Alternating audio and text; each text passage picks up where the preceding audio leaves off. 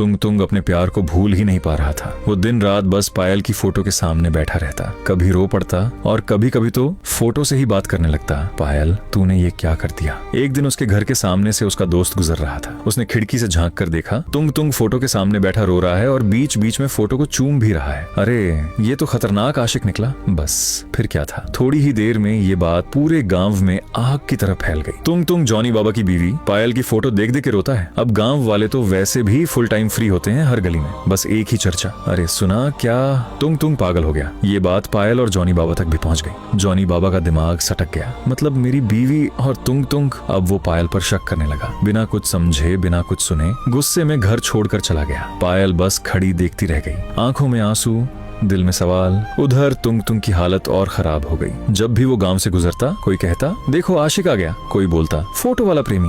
बेचारा तुंग तुंग सब सुनकर चुपचाप घर लौटा था। अब गांव वालों की वजह से उसकी जिंदगी नरक बन चुकी थी। उधर पायल भी दुखी थी, क्योंकि जॉनी बाबा अब उसके पास नहीं था, लेकिन सच्चाई कुछ और ही थी। जॉनी बाबा बगल के गांव में एक लड़की के साथ मजे कर रहा था। उसे पायल से मन भर चुका था, लेकिन ये बात पायल को नहीं पता थी। एक दिन पायल चुपचाप तुंग तुंग के घर गई और जो उसने देखा वो देखकर उसकी सांसें थम गईं। तुंग तुंग फोटो के सामने बैठा था, आंखों से आंसू बह रहे थे और वो धीरे धीरे बोल रहा था, मैं तुझे कभी भूल नहीं पाऊंगा। पायल ये सब देखकर बिना कुछ बोले वापस लौट आई। रात को जॉनी बाबा घर आया और आते ही पायल को गालियां देने लगा, तूने मेरी इज्जत मिट्टी में मिला दी। फिर खुद ही खाना खाया और सो गया। लेकिन उस रात पायल को नींद नहीं आई। उसके दिमाग में बस तुंग तुंग की तस्वीर घूम रही थी। अगले दिन सुबह गांव में हड़कंप मच गया। जॉनी बाबा के घर के बाहर भीड़ जमा थी, क्योंकि जॉनी बाबा ने आत्महत्या कर ली थी। पूरा गांव सन्न रह गया, लेकिन गांव वाले कहां चुप रहने वाले थे। इसका जिम्मेदार तुंग तुंग और पायल हैं। ये सब सुनकर तुंग तुंग और पायल टूट गए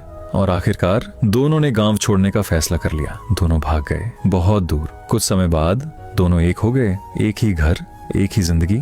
लेकिन कहानी यहीं खत्म नहीं होती।